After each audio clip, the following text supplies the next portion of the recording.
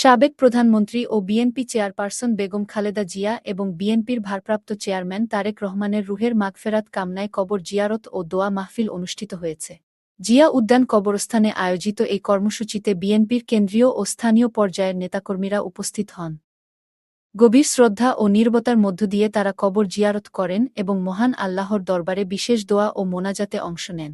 দোয়া মাহফিলে নেতারা বলেন, বেগম খালেদা জিয়া ও তারেক রহমান দেশের গণতন্ত্র, জনগণের অধিকার এবং জাতীয় স্বার্থ রক্ষায় গুরুত্বপূর্ণ ভূমিকা রেখে গেছেন। তাদের ত্যাগ ও নেতৃত্ব বিএনপির রাজনীতিতে চিরস্মরণীয় হয়ে থাকবে। এ সময় কবরস্থানে উপস্থিত নেতাকর্মীদের মধ্যে আবেগঘন পরিবেশ লক্ষ্য করা যায়। অনেককে নির্বে চোখের পানি ফেলতে দেখা যায়।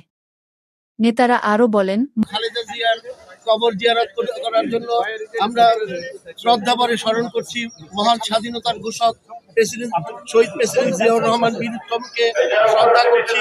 আমাদের দেশমাতা বেগম খালেদা জিয়াকে আপনারা সবাই আমাদেরকে যেভাবে এই আজকের এই অনুষ্ঠানে স্বাগত জানিয়েছেন, আমরা খুব আনন্দিত। ইনশাল্লাহ আপনারা সবাই ভোট দিবেন। ভোটের জন্য আমাদের সবাইকে ভোট কেন্দ্রে যেতে হবে এবং ভোট কেন্দ্রে ভোটারের উপস্থিতি বাড়াতে হবে।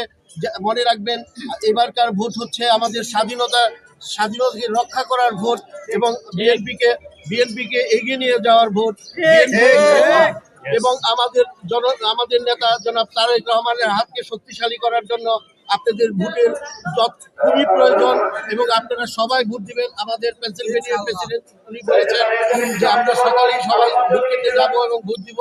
ইনশাল্লাহ আমাদের বিজয় হবে, আমরা অপেক্ষা করি এবং 12 তারিখে আমরা সবাই যেন ভোট দিতে পারি এই কামনা করে আমার সংক্ষিপ্ত বক্তৃতা এখানে শেষ করছি। আসসালামু আলাইকুম ওয়া রাহমাতুল্লাহি ওয়া বারাকাতুহু। বাংলাদেশ